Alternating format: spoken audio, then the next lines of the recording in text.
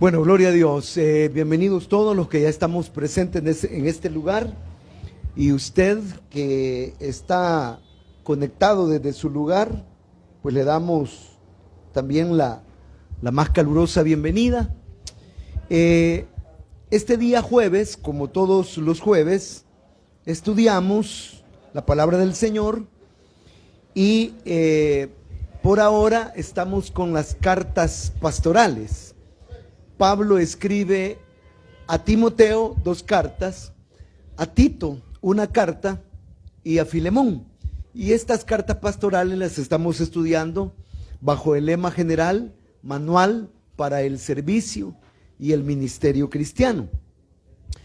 Uno de esos ministerios es la enseñanza. La enseñanza es parte del ministerio cristiano. Hoy de Tito tenemos nuestra tercera entrega, y para ello voy a pedir que busque el texto Tito capítulo 1, versículo número 9 al 16. Y el título del estudio de esta noche, de esta tarde noche, es la dinámica de la enseñanza. La dinámica de la enseñanza.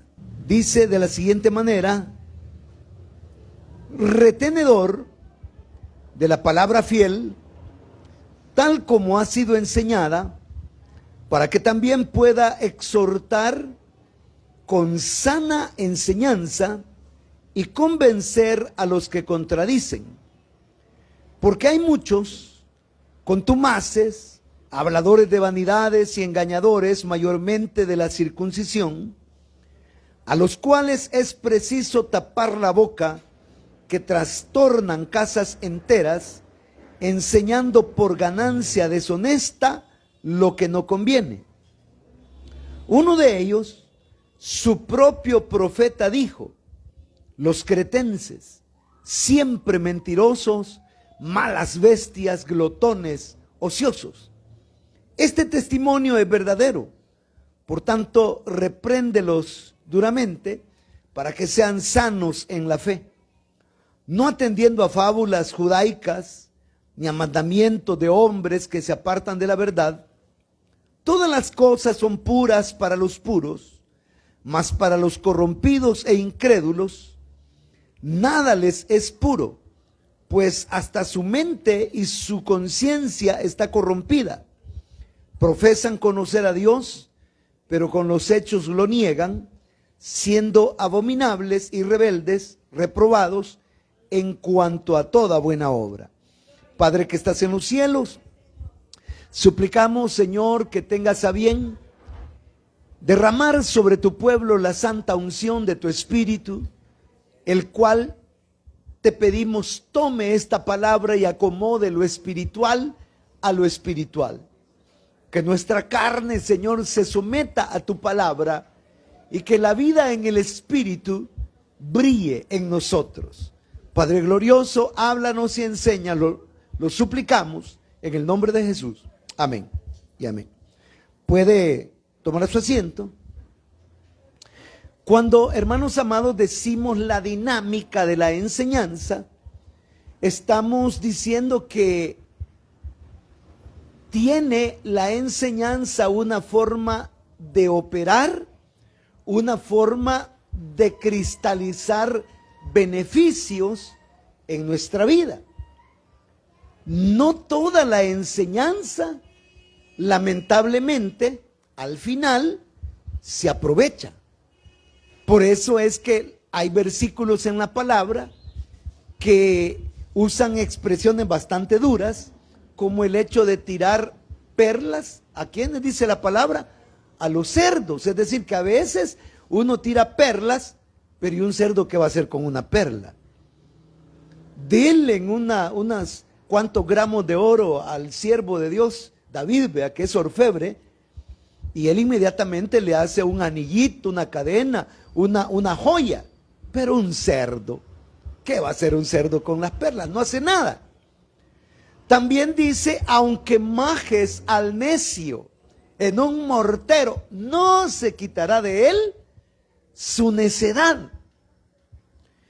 Quiere decir entonces, hermanos, que aunque la enseñanza esencialmente sea buena, debe haber una dinámica que active su fructificación en nuestra vida. Y si tal dinámica no existe, entonces es, como dijo el Señor, como desparramar.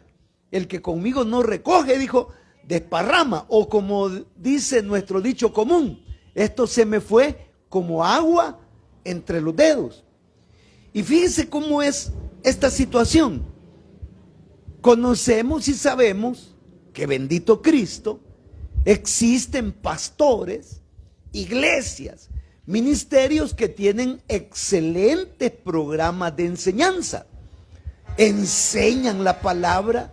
Los que participan del ministerio de la enseñanza estudian, investigan, oran, piden la guianza y la dirección del Espíritu Santo, tratan de poner por fundamento la sana doctrina, la Biblia como fundamento de fe, y muchos, perdónenme la expresión, se fajan enseñando. Pero ¿cuál es el problema? Que existen muchos miembros en las congregaciones que aunque enseñen y traten de hacer las cosas bien, como que no crecen. Son enanos espiritualmente hablando. Nunca maduran. Hay una iglesia que hace rato debió madurar, y Pablo lo menciona en algún momento diciendo: ustedes ya deberían comer vianda sólida. Ya a ustedes se les debería predicar revés y derecho, exhortación, reprensión, consolación, y debieran gozarse. Pero con ustedes, dice Pablo, tenemos que volver a darle lechita y a tratarlos como niñitos, caprichosos, inmaduros. ¿Por qué? Porque la enseñanza en ellos no ha producido los efectos que se esperan. Entonces yo pregunto, hermano, ¿qué efectos siente que ha producido la enseñanza en su vida? Porque muchas veces aquí hemos dicho que en esta iglesia, para gloria y honra del Señor, tenemos ministerio de enseñanza. Y si la enseñanza práctica se queda corta en los cultos, les he invitado también a que se vengan a tener una enseñanza teológica en nuestra institución, que es una ala también de la iglesia, Centro de Misiones. Vea, tenemos un instituto de teología del Mesías. Como sea, hay programas de enseñanza. Y con los pastores estamos trabajando que cultos para adultos, que ministrando a los adultos, ministrando a los jóvenes, ministrando a los matrimonios, ministrando a cada una de las áreas o segmentos de la sociedad eclesial, y con temas apropiados para enseñar a la iglesia, para instruir a la iglesia, para que la iglesia crezca. Pero, como digo, no me estoy quejando de aquí, porque gracias al Señor estamos bendecidos. Pero viendo la iglesia así en macro, es decir, todas las congregaciones locales, pastores, iglesias locales, denominaciones que tienen muchas iglesias, sumando todo el cuerpo de Cristo, vemos un segmento que es demasiado pequeño, que aprovechan la enseñanza y que crecen y que son robustos y que echan raíces y que son gente de convicciones. Pero hay una gran cantidad de gente en las congregaciones que un vientecito los mueve, una mala mirada y ponen el grito en el cielo. No tienen carácter, no tienen temperamento, no son maduros, no soportan el agravio, se ofenden como que son cristales que hay que tocar con guantes de seda. ¿Por qué? Porque no nos ha aprovechado, ¿qué? La enseñanza. Entonces, cuando leemos estos versículos, en realidad acá Pablo, si usted nota, a partir de el versículo 5 le dice a Tito, el estudio que nuestro amado pastor Luis Martínez nos dio la semana anterior, Pablo le dice a Tito, mira Tito, yo te dejé en Creta para que establezcas ancianos. Esos ancianos eran los pastores de las congregaciones, las iglesias locales de toda aquella región, porque habían varias ciudades y varias iglesias en Creta. Y entonces le está hablando de los requisitos que deben tener estos pastores, estos ancianos. Y eso pues en su momento también lo vimos con el pastor Oscar Azúcar. Y vamos sumando temarios. Entonces hoy lo que hemos leído a partir del verso 9, queremos verlo desde esta perspectiva, desde la enseñanza. Y lo primero que quiero que observemos es el versículo el 9. Dice, retenedor de la palabra fiel, tal como ha sido enseñada, para que también pueda exhortar con sana enseñanza y convencer a los que contradicen. Entonces diga conmigo, la enseñanza funciona cuando se retiene. La enseñanza funciona cuando se retiene. Lo que interesa es que retengamos. Lo que interesa es que la aprovechemos. Fíjese que antes, recuerdo, existía el plan de estudios nocturno. Pero el plan de estudios nocturno, para algunos, no para todos, porque algunos sí lo aprovechaban, era más que todo ir a hacer el mate, y los profesores daban 2 que 3 cositas, y de ahí las parejitas se perdían en lo oscurito, ¿verdad? Y se acabó, y solo se trataba de irla pasando, y de que me dieran el certificado, e ir pasando de grado, hasta tener al final un título que diga que cursé y saqué mi plan básico, mi bachillerato, mis estudios medios quizá o superiores en algún caso. Pero fíjense que hay gente profesional con cartón, con títulos, que no saben nada. No saben nada. Entonces uno dice, bueno, ¿y este qué pasó? ¿Pasó de noche? ¿Copió en los exámenes? ¿Le pagó a los maestros? ¿Lo sobornó con una doble queso, doble carne? ¿Qué pasó ahí? Porque en realidad no aprendieron. Entonces la enseñanza se aprovecha, da frutos cuando nosotros la retenemos. Si no retenemos lo que nos enseñan, no funciona. No funciona. Fíjese que a veces a los estudiantes de teología, nuestra clase dura 2 horas y media, el horario de clase. Y estamos dándole clase y 15 minutos antes les he dicho algo y luego les pregunto, ¿qué es lo que acabamos de decir? Y tan solo tenemos 15 minutos de haberles dicho las cosas. No, si ya les pregunto, imagínense, yo les voy a preguntar ahorita, hagamos una prueba. ¿Qué se predicó el domingo pasado? Domingo, lunes, martes, miércoles, jueves, hace 5 días, ¿qué aprendió? Voy a ir a buscar al Face, al YouTube, el archivo, a ver de qué se trata. Entonces no retenemos, no estamos reteniendo. Bueno, como la palabra me autoriza a darle honra al que merece honra, yo le quiero echar flores, ojalá que no me meten problemas con Chus, ¿verdad? Pero yo le quiero echar flores a mi hermana Clarita. Mi hermana Clarita, sea culto de enseñanza o no sea culto de enseñanza, ella ya está con su bolígrafo, con su agenda, con su cuadernito, tomando nota. Y cuando el predicador dice, ¿qué dijimos en la primera verdad, la primera división del mensaje? Y a ella lo dice. Porque ella viene a aprender, algo se quiere llevar. Y si yo le preguntara a Clarita, Clarita, recuérdeme algo que usted le haya oído al pastor Azúcar, yo sé que ella me lo dice. Ah, el pastor Azúcar habló de los pastores que estaban enmotelados, que no, algo se le quedó. Pastora, dígame, hermana Clarita, dígame algo que usted haya aprendido con la pastora Febe. Y a ella me dice, la pastora Febe tal fecha predicó que no se hay como el chucho, o no te comas el cabrito, no recuerdo cómo fue la cosa. Pero algo se aprende.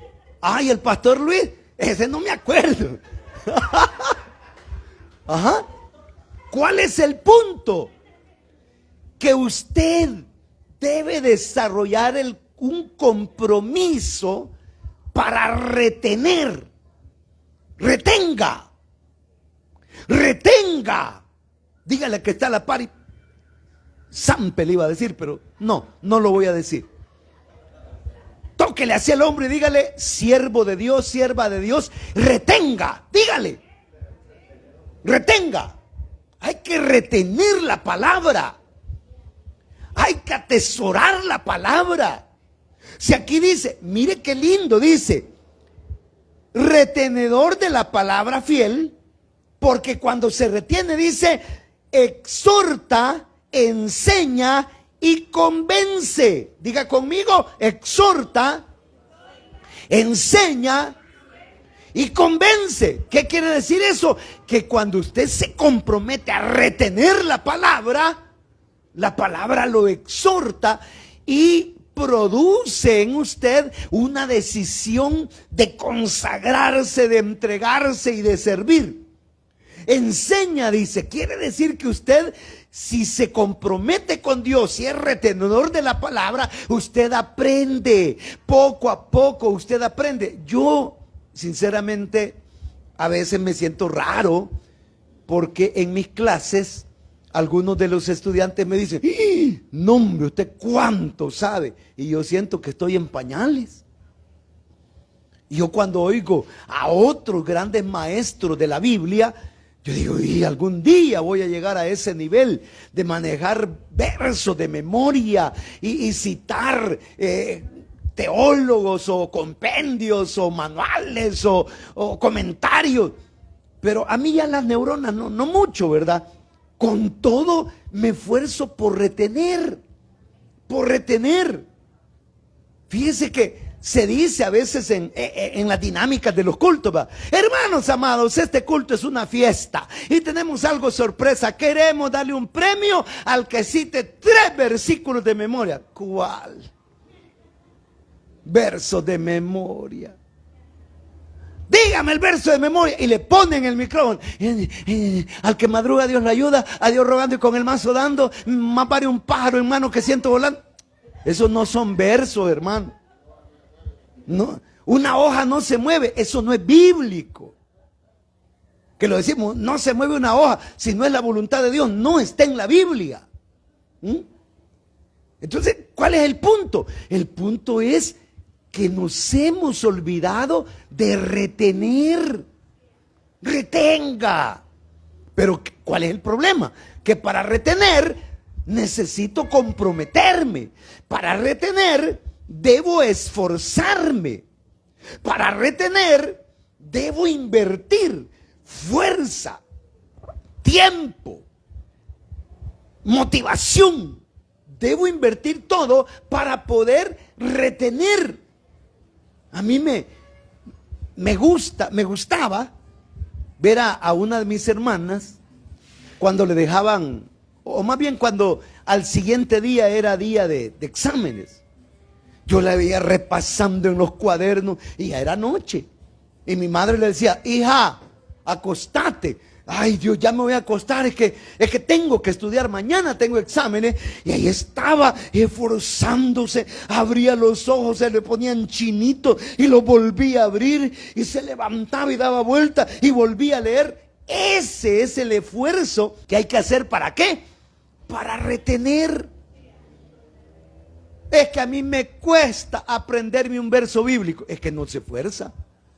Pero si usted dijera, bueno, hoy me voy a aprender el Salmo capítulo 1, que la mayoría se lo sabe. Y usted comienza desde el principio. Y hay algunos salmos que, como se repiten continuamente, pues nos familiarizamos, ¿no? El punto es que hay que retener, hermano. Dígale: Señor, yo quiero retener. Porque cuando retengo, la palabra me exhorta, la palabra me enseña y la palabra me da convicciones. Porque ahí habla de convencer, ¿verdad? Desarrolla convicciones en mí. Pero muchos creyentes no tienen convicciones, no tiene conocimiento, enseñanza, y no tiene cambios de vida porque no retiene la palabra. Entonces, la primer verdad en esta dinámica de la enseñanza es que la enseñanza funciona cuando ¿qué? Cuando se... ¿Ya ven? ¿Quién es la primera en gritar allá? ¿Se dan cuenta de lo que estamos hablando? La dinámica de la palabra es que funciona cuando se retiene. Pero ahora leamos, por favor, el verso 10, 11 y 12. Dice así: porque hay muchos contumaces, habladores de vanidades, engañadores, mayormente de la circuncisión, a los cuales es preciso tapar la boca, que trastornan casas enteras, enseñando por ganancia deshonesta lo que no conviene. Uno de ellos, su propio profeta, dijo: los cretenses, siempre mentirosos, malas bestias, glotones, ociosos. Entonces diga conmigo: la enseñanza funciona cuando uno se prepara para defender la fe. La defensa de la fe, en términos teológicos, la conocemos como apologética. Apologética. La apologética es la defensa de la fe. Y vemos en el Nuevo Testamento algunos siervos de Dios terribles apologetas o defensores de la fe.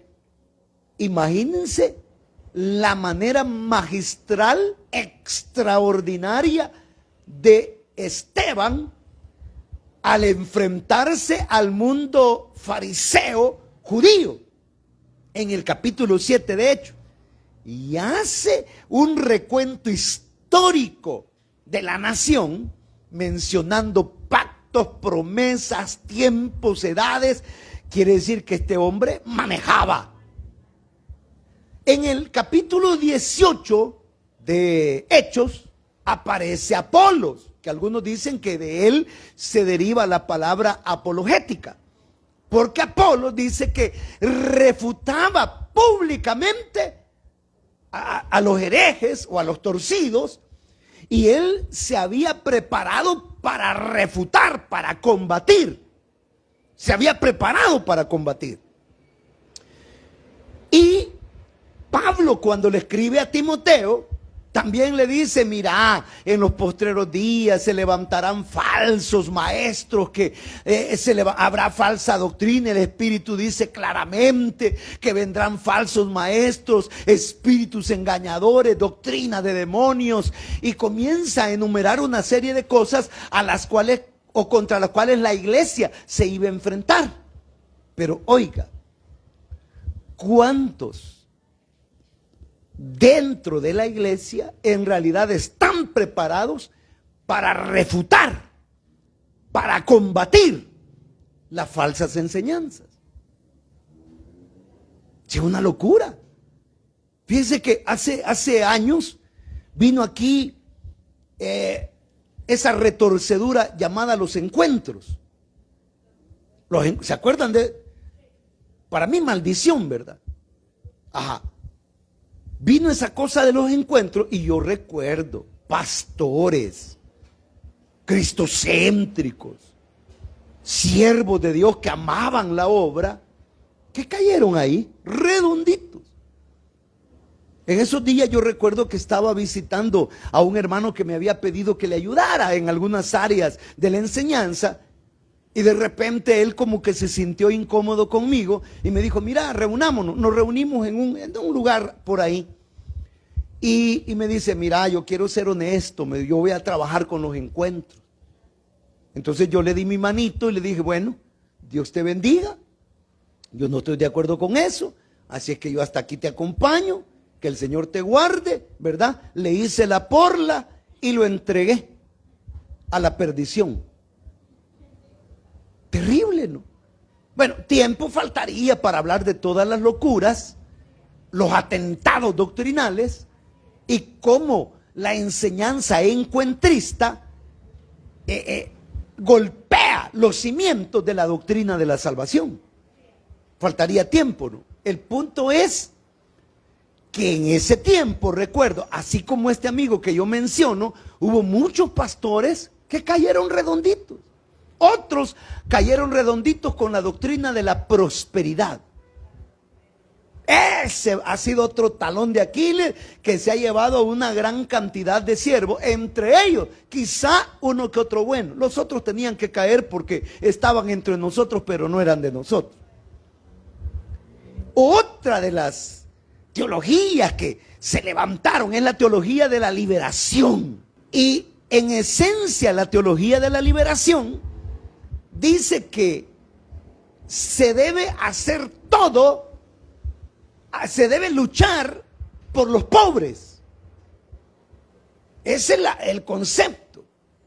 Y sacan el montón de versos donde aparece los pobres en la Biblia y que siempre eran el objeto del ministerio, el objeto del amor de Dios, el objeto de la operación del Señor.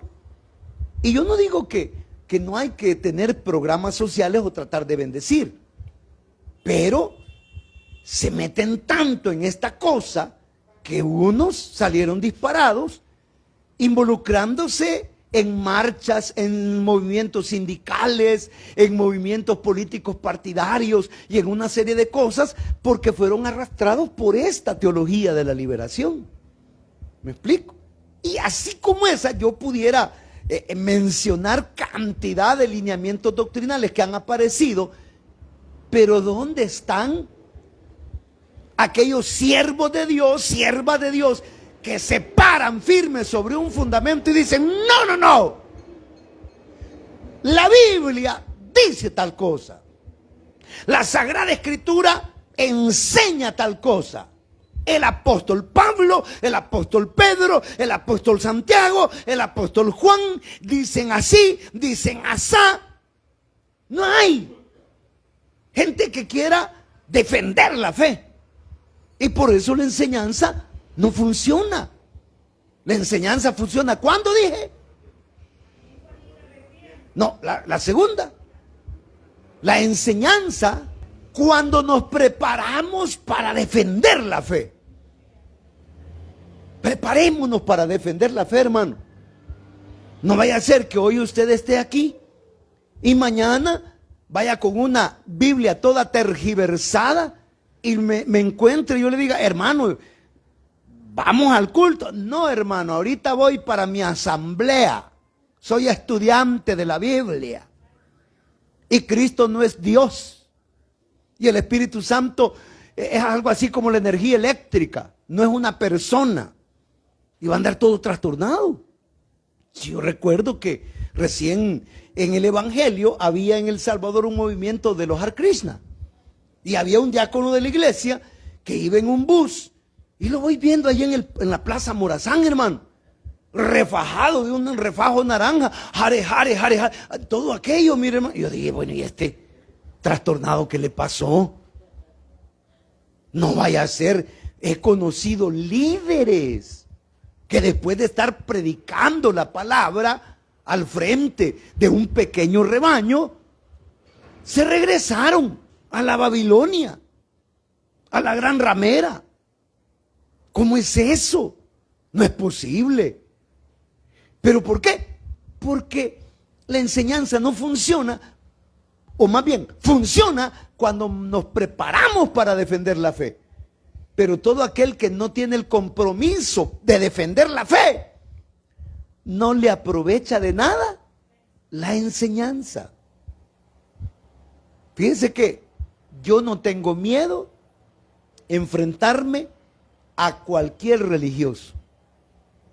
Por supuesto, la Biblia me dice que si alguien viene con una herejía, yo no tengo ni siquiera que recibirlo. Pero han habido ocasiones que por A o por B, yo he entablado conversaciones con gente religiosas. Y recuerdo una oportunidad que me tocaron la puerta y no sé qué me pasó. Pues no sé qué me pasó, hermano. La cosa es de que me tocaron la puerta y me dijeron, mire, queremos hablarle un estudio de la Biblia, que nos... ¿cómo no pasen? Le dije, va, y lo senté. Y comenzaron a hablar y me sacaron un librito y otro librito y me hablaron de una cosa y me hablaron de yo, va, de escuchar. Sí, va. Entonces, al final me dijeron, pero solo nosotros hablamos y usted no pregunta ni dice nada. No, les dije, es que yo quiero que ustedes terminen de hablar para después les voy a hablar yo. Les dije. No, eso no es así, porque nosotros andamos enseñando. Vaya, ¿van a decir algo más? No, este es lo que traemos. Va, entonces hoy me van a escuchar porque yo he sido educado para oírlo. Y comienzo, hermano, a presentarles el evangelio. Al final de los 3 que habían entrado, se fueron, bravos, pero uno regresó y me dijo, mire, disculpe, yo sí quiero recibir a Cristo. Vaya, defendimos la fe.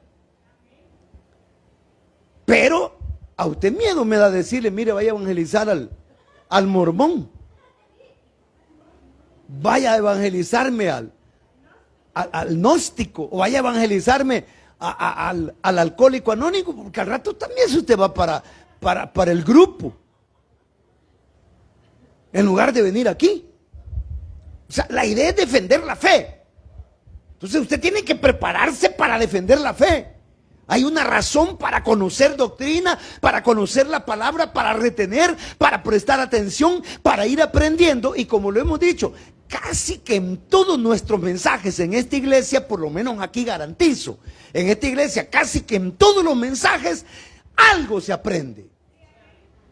Y si usted va sumando ese aprendizaje, ese conocimiento, ese bagaje, usted de repente es fuerte, sólido, y viene un hereje, y viene una falsa enseñanza, y viene una moda doctrinal, pero usted se mantiene firme porque la enseñanza funciona en usted, porque usted se ha preparado, ¿para qué? Para defender la fe. Sigamos. Versículo 12 y 13. Dice así, uno de ellos, su propio profeta dijo, los cretenses, siempre mentirosos, malas bestias, glotones, ociosos. Este testimonio es verdadero. Por tanto, repréndelos duramente para que sean sanos en la fe, no atendiendo a fábulas judaicas, ni a mandamientos de hombres que se apartan de la verdad. Entonces diga conmigo, la enseñanza funciona cuando sometemos todo a su criterio. La enseñanza funciona cuando todo lo sometemos a su criterio. Fíjese que aquí Pablo está hablando, ¿no? Y mire, y Pablo está citando un escrito pagano, un libro de los cretenses. Y dice, entre los cretenses, que es un pueblo pagano y gente que no adora a Dios, hubo un profeta que dijo que los cretenses eran malas bestias, glotones, pide 5, recoge cabubia, come cuando hay. Y entonces viene Pablo y dice, ese testimonio, dice Pablo, es verdadero. Imagínense. O sea, Pablo está hablando de literatura extrabíblica, pero está aprobando el testimonio del profeta cretense. ¿Y cómo es que Pablo se atreve a aprobar el testimonio de un escrito pagano? Simple. Porque lo ha sometido a la sana doctrina, a la enseñanza, y observa Pablo que es coherente con la enseñanza bíblica. Voy a decir algo y lo digo apelando a madurez, pero a los estudiantes de teología les he dicho que hay en los libros apócrifos, algunos, no todos, pero algunos libros que vale la pena leer. Y yo he citado 2 libros específicamente. Primero y segundo libro de los Macabeos. ¿Y por qué los he citado? Porque está comprobado científicamente, es decir, la ciencia llamada historia, que el contenido de tales libros históricamente es correcto. Entonces, yo les digo a los hermanos, si ustedes quieren conocer el marco histórico de los macabeos, del primer siglo antes de Cristo, es decir, de los 100 años antes del Señor Jesucristo, lean Macabeos, les digo. Ahí se van a dar cuenta cómo era la situación, las circunstancias que precedieron el advenimiento de nuestro Señor Jesucristo. Uy, quiere decir que Macabeo es palabra de Dios. No, lo que estoy haciendo es lo que Pablo hizo. Los cretenses tienen un profeta y eso que escribió es cierto. Eso es lo que él dice. Entonces yo les digo, los Macabeos son libros históricamente correctos. Yo no estoy diciendo que doctrinalmente tengan que ser ciertos y menos que sean libros inspirados por Dios para formar parte del canon. Ese es otro asunto. Lo que estoy diciendo es que históricamente son correctos. Entonces, todo se puede someter a juicio, a criterio de la base y del fundamento de la enseñanza, y la misma enseñanza nos dice qué cosas son buenas, son malas, son aceptables, no son aceptables.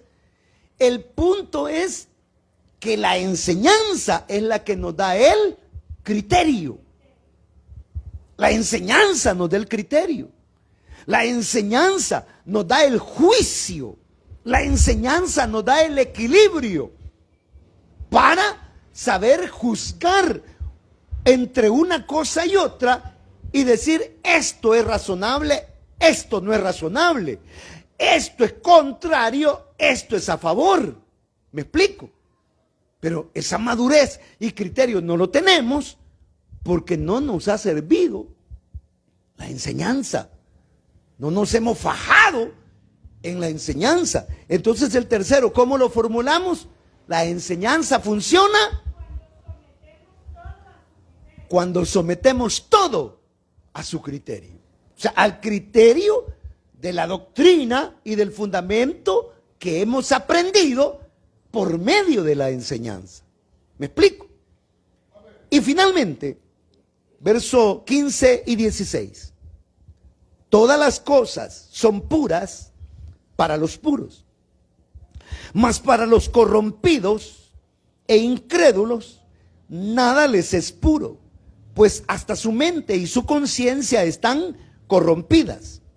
Profesan conocer a Dios, pero con los hechos lo niegan, siendo abominables y rebeldes, reprobados en cuanto a toda buena obra.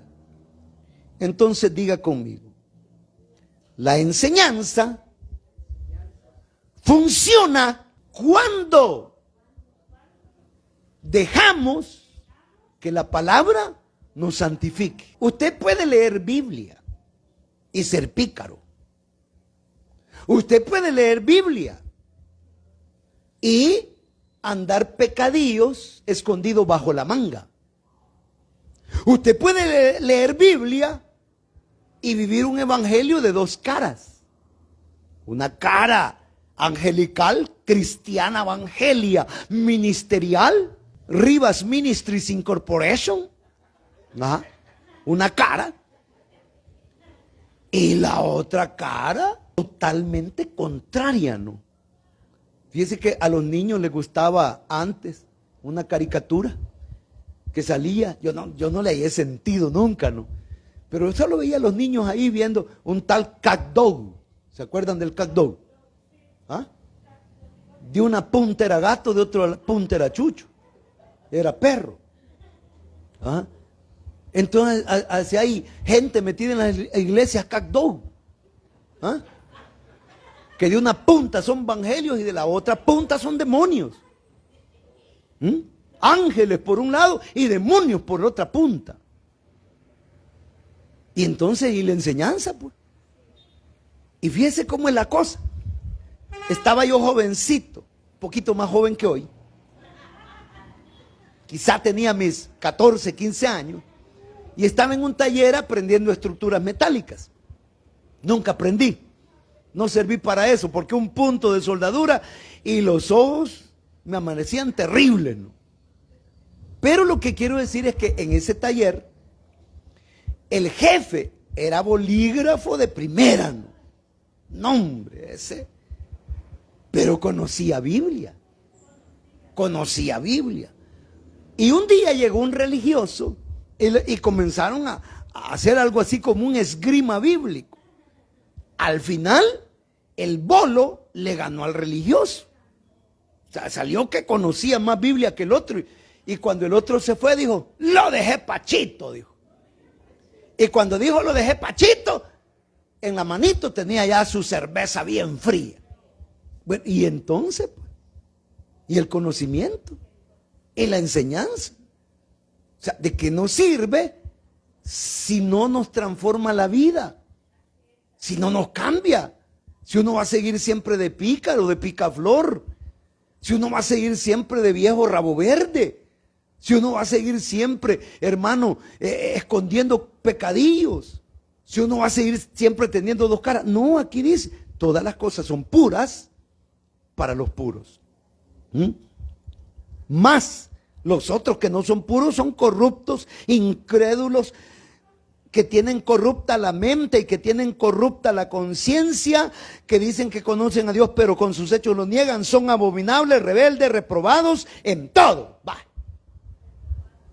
Entonces la dinámica de la enseñanza funciona cuando, ¿qué dijimos? Cuando permitimos que la palabra nos santifique. Amén. Entonces, hermano, este ha sido el tema, la dinámica. O sea, la enseñanza en usted o puede funcionar o no puede funcionar. De usted depende. De usted depende que la enseñanza funcione. Aquí, como dije, podemos pulirnos. Los pastores, fajarnos, entregarnos y hacer nuestra mejor exposición investigativa. Podemos hacer la mejor exégesis, la mejor hermenéutica, la mejor exposición. Para unos, la enseñanza será provechosa.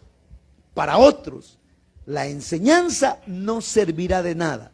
Conozcamos la dinámica de la enseñanza y comprometámonos a que la enseñanza en nuestra vida rinda los mejores frutos. Padre que estás en los cielos, te damos gracias por esta palabra que hemos podido compartir como título, la dinámica de la enseñanza. Ahora, Señor, te damos gracias primeramente porque nos has traído a un lugar donde existe ese amor por tu palabra, ese deseo ardiente, Señor, de echar raíces sólidas en el fundamento de la Escritura. Gracias, Padre Santo, por cada pastor que desde este púlpito ministra tu palabra con la unción de tu Espíritu, con la sabiduría de lo alto. Te pedimos, Dios mío, que nos des una iglesia que ame tu palabra, una iglesia que quiera aprender, una iglesia, Señor, que no deje que las palabras predicadas desde el púlpito caigan a tierra, sino una iglesia celosa en el espíritu, comprometidas primeramente contigo, con tu palabra, para llevar frutos y permitir que esta enseñanza, Señor, lleve grandes frutos y tenga grandes resultados para la gloria de tu nombre. Usted que ha estado conectado con nosotros, ya sea que esté en vivo o en diferido, desde Iglesia Centro de Misiones, le bendecimos en el amor de Cristo. Le pedimos que esté pendiente todos los martes, los jueves a las 6 de la tarde y domingo a las 9:30 de la mañana, todo en horario de Centroamérica. Que el Señor le bendiga.